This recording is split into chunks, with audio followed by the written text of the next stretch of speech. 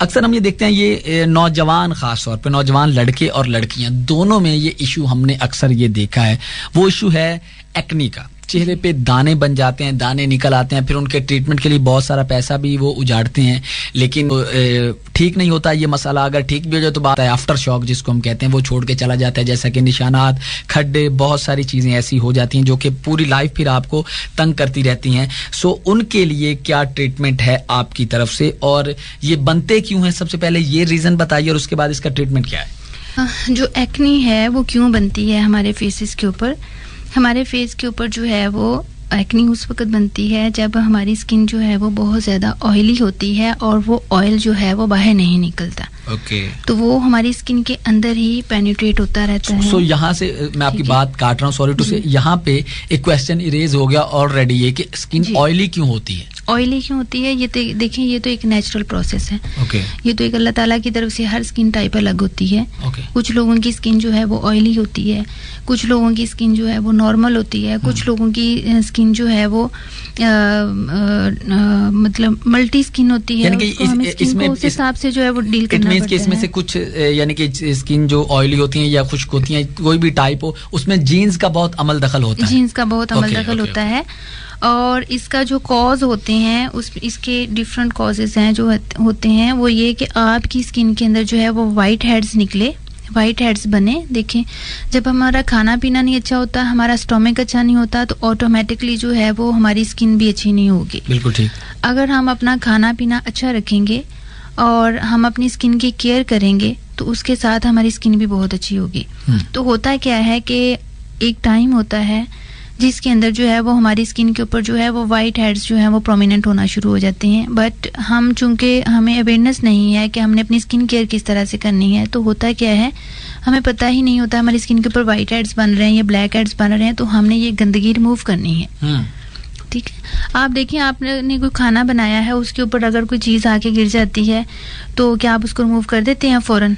हम उसको फौरन रिमूव इस वजह से करते हैं हमारा खाना खराब हो जाएगा। तो आप देखिए, आपकी फेस के ऊपर कोई पिंपल बन रहा है और आप उसको रिमूव नहीं करते तो फेस का खाना खराब हो जाता है। तो फेस का खाना खराब हो जाता है। ठीक है, तो अब फिर उसमें क्या होता है, ऑयल कंट्रोल नहीं करते हम अपनी स्किन का जो है ना। अगर आपकी स्किन ऑयली है, ऑयल कंट्रोल नहीं अगर हम करते तो ये भी एक बड़ी रीजन होती है। वो कैसे कंट्रोल होगा? आप उसके लिए जो है कोई अच्छा फेस वॉश यूज करें।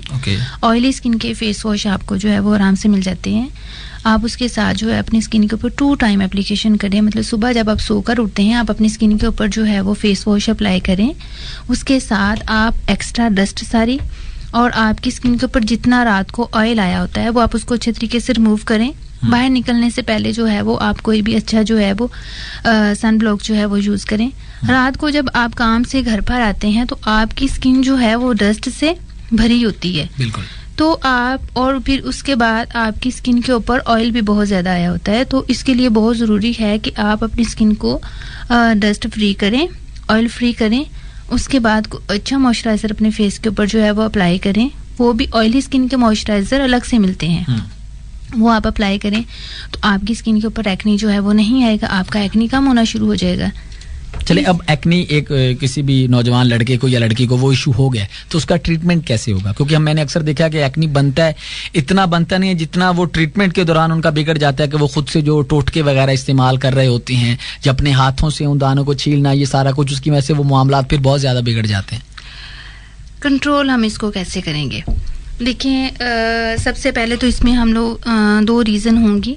पहली रीज़न ये कि हमने चीज़ें छोड़नी कौन कौन सी हैं, ठीक है, जिसके जो एक्ने बनने की रीज़न बनती हैं, ठीक है, वो हम बताएंगे। फिर उसके बाद हम इसके ऊपर देखते हैं कि हमने इनके रिकमेंडेशंस जो हैं वो क्या करनी है। अच्छा, इसमें हम लोग जो हमने चीज़ें इसमें छोड़नी है, हमने अपने फेस को एक्ने से बचाना है, तो सबसे पहले आप जो है वो पोटैटोज खाना बंद कर दें।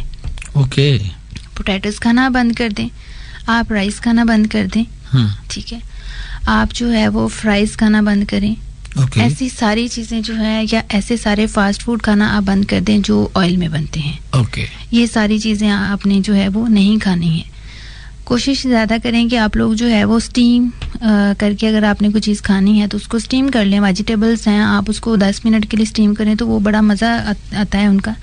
लाइट सा उसमें आप जो है वो नमक ऐड करें तो वो हम यूज़ कर सकते हैं इसमें, फिर आपने जो है वो ऐसी वो सारी चीज़ें खानी बंद कर देनी है जिसके अंदर ऑयल जो है वो उसकी एक्सेस क्वांटिटी जो है वो ऐड है।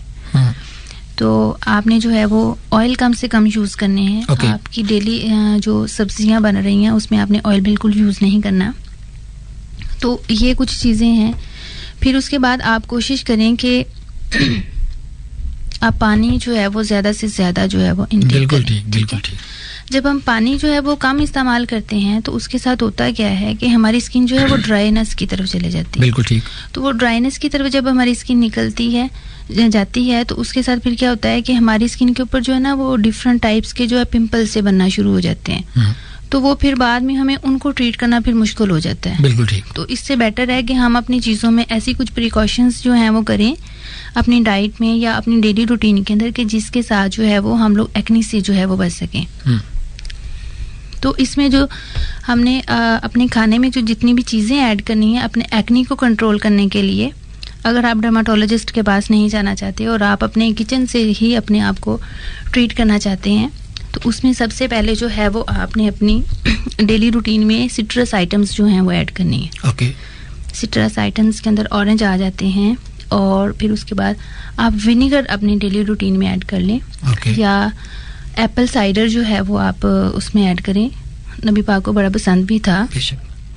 तो फिर आप कद्दू ज़्यादा खाएं।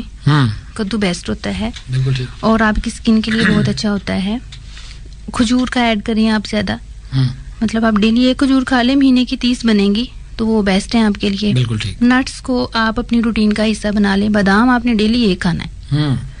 मतलब अगर आपकी कुछ लोगों की तबीयत ख़राब हो जाती है, वो कहते हैं हम बादाम खाते हैं तो हमारी तबीयत ख़राब होती है, तो वो फिर एक दिन छोड़ के एक खा लें। याद भूल जाता है तो आप उसको अपनी किसी ऐसी जगह के ऊपर रखें जहाँ पर आप रोज़ जाके खड़ा होकर शीशा देखते हैं तो आप एक बादाम उठाया और मुँह में डाल दिया। बिल्कुल ठीक। फिर आपने अपने डेली रूटीन के अंदर कुकम्बर का ज़्यादा इस्तेमाल करें। मतलब आपकी ये किचन आइटम्स हैं जो आप हर किचन में नॉर्मल अवेलेबल होती हैं। बिल्कुल ऐसे। अदरक का इस्तेमाल स्टार्ट कर दें। उसके साथ लहसुन जो है वो आप उसमें अपनी रूटीन में ऐड कर दें। अभी समर स्टार्ट हो गया है तो वाटरमेलन जो है वो आप स्टार्ट करें उसमें। ये बेस्ट है। ये मतलब छोटी छोटी ऐसी चीज़ें हैं कि जो हमारे घर में आराम से अवेलेबल होती हैं, लेकिन हम इसके साथ एक्ने से बच सकते हैं। बिल्कुल ठीक। बिल्कुल, हम इस तरफ बिल्कुल भी गौर नहीं करते कि इन चीज़ों से हम अपनी एक्ने को, हमारा ये जो मसला है इसको हम बेहतर कर सकते हैं या ठीक कर सकते हैं। बहुत अच्छी तरह से आपने ये एक्सप्लेन किया, स्पेशली उन लोगों के लिए जो स्पेशली इस बात की वजह से अपने ट्रीटमेंट की तरफ नहीं जाते, जिनको ये लगता है कि यार बहुत खर्चा हो जाएगा या हालात नहीं सही है, जो यानी कि पैसा बचाना चाहते हैं अपना, या जिनके पास इतना पैसा नहीं है चूंकि महंगाई का दौर भी है। सो उन लोगों के लिए ये इन्फॉर्मेशन वाकई बहुत ज़्यादा वैलिड है कि वो इनके ऊपर अमल करके अपने घर से यानी कि अपनी किचन से ही अपने आप को बेहतर कर सकते हैं।